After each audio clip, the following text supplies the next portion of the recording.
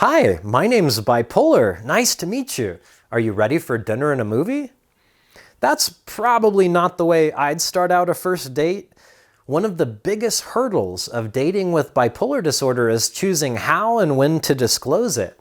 Viewers ask me about this all the time. I did a little poking around online, and there's experts who say tell your partner right away, while others say wait until you're ready. I'll take the middle road here and go over 10 things to consider when telling a new partner you have bipolar disorder. Every relationship is different, so I hope something I say is applicable to your situation. Number 1.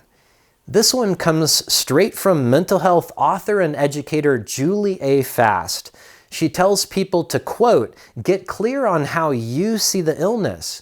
This determines your level of comfort in talking about the illness with a potential partner. If, like me, you see it simply as a genetic illness, telling someone in your life about it will be easier. But if you see this illness as a personal weakness or something embarrassing, it'll be harder to talk about the symptoms. I find this comforting. It means that when you decide to see bipolar disorder as an illness, the decision changes your fears about talking to a lover about bipolar. I treat it like telling someone I have diabetes. Then it's up to the person listening to decide what they want to do. End quote. I just love Julie's work. She writes for BP Magazine, and her books have changed my life. The reason why I wanted to bring her up specifically is she wrote a best-selling book called Loving Someone with Bipolar Disorder. There's nothing else like it out there. If you're going to start dating someone where bipolar disorder is involved, this book is a brilliant must-have. Moving on to number 2. You are no means required to tell a complete stranger that you have bipolar disorder. The very first time you meet or communicate with a potential date, they are, in all reality, a stranger. As compatibility is established and you decide to be exclusive or start having strong feelings towards this person, then it's a good time to let them know.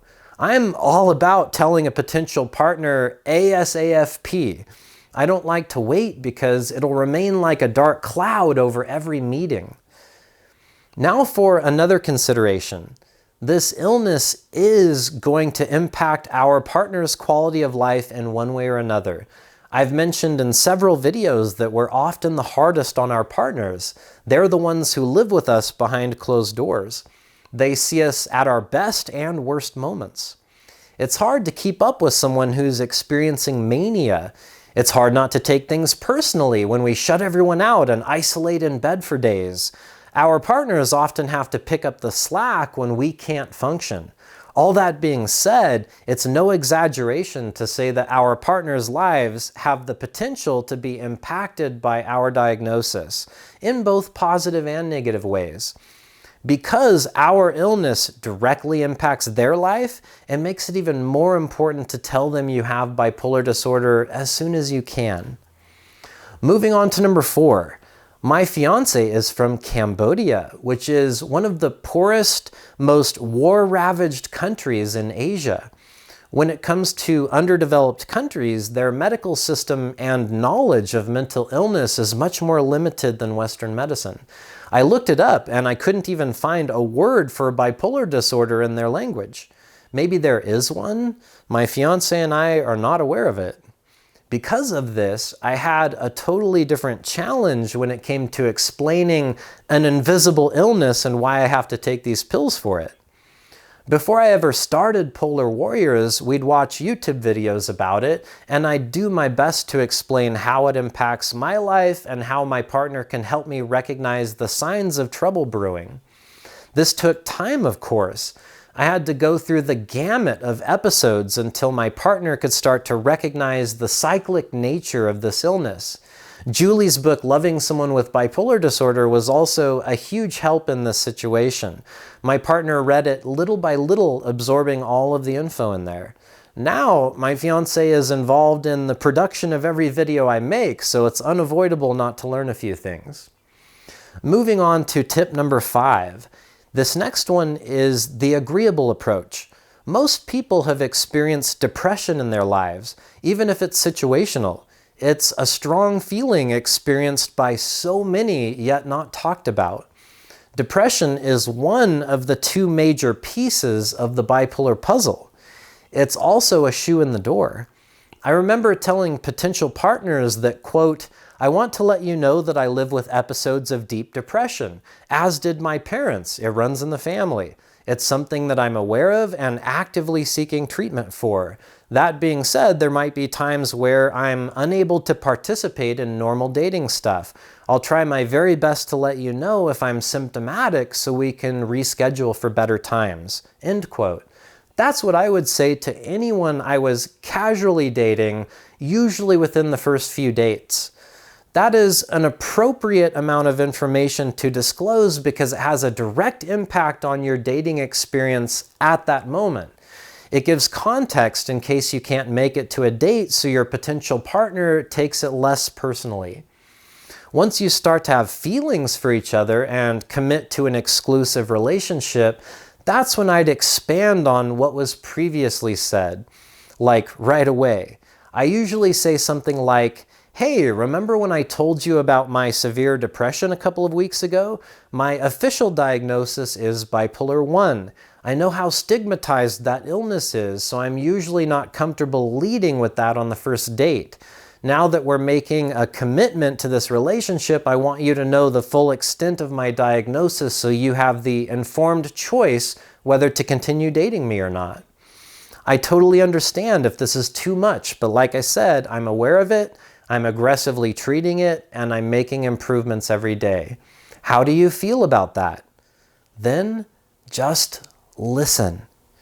Listen to what they have to say, as well as their body language. Did they cross their arms and look confused? Or did they open their arms and extend some empathy? Did they respond with curiosity? Or did they respond with condemnation? These things will help in determining compatibility. Moving on to tip number 6.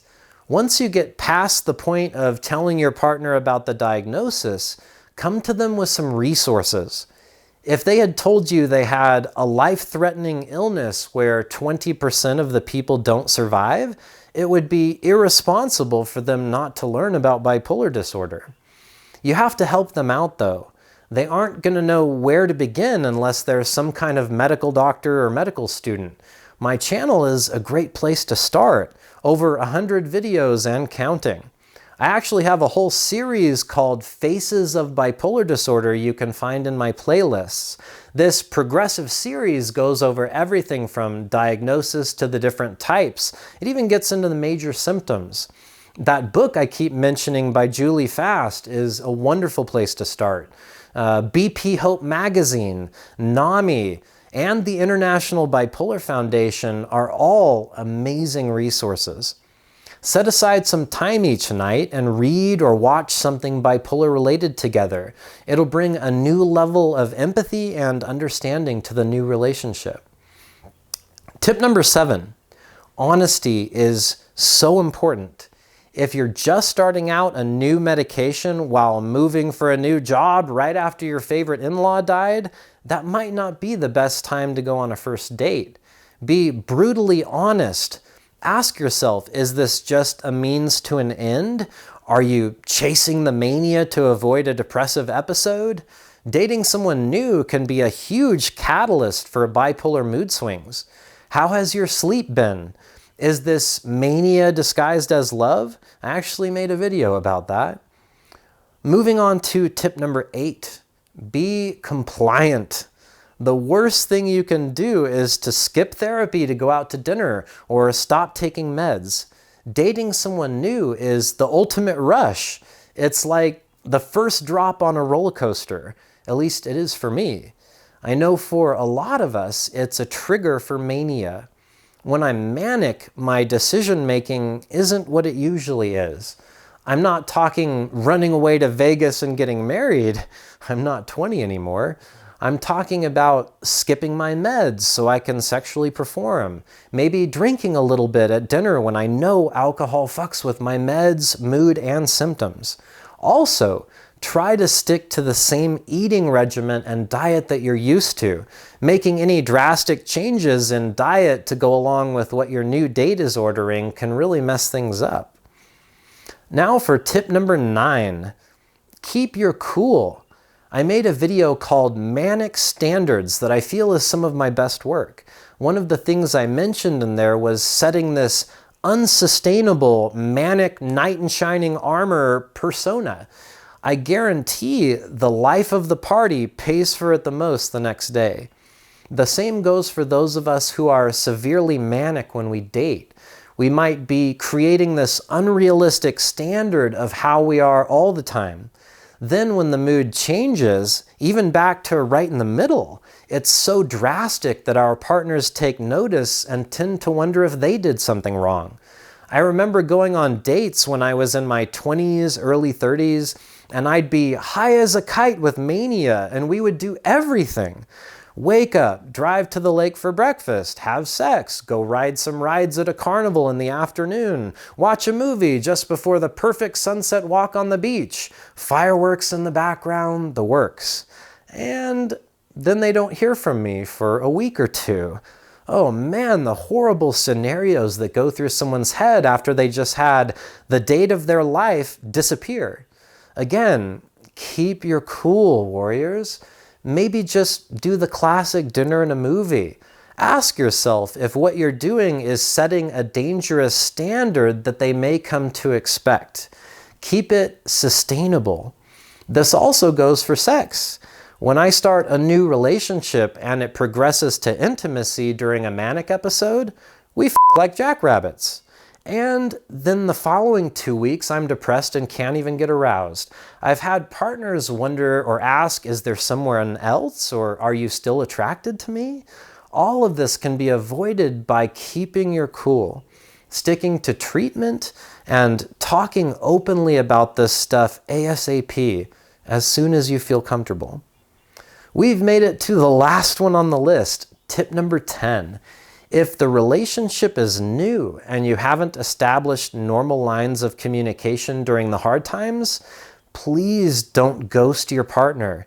It almost breaks a sense of trust and sends your partner's mind into a panic. If you had an amazing day followed by a crash, send a short text that says, "I'm battling the bipolar monster right now and doing everything I can to get better. Be patient with me and know that I care, love, adore," whatever word you want to use to let your partner know that you care. To simplify, focus on expressing these 3 things: that you're sick, that it isn't their fault, and that you'll be back as soon as you're well. I know, you guys and gals, it really sucks that we have to go through all this shit just to date. I have friends who are living the definition of a white picket fence life with 2.5 whatever kids, a beautiful home, the same job for 20 years. The dating process was easy and symptom-free of mental illness. Blah! Sometimes I envy that so much. I've been rejected because of my mental illness more than once, and that was brutal. But I want you to know that there's good news.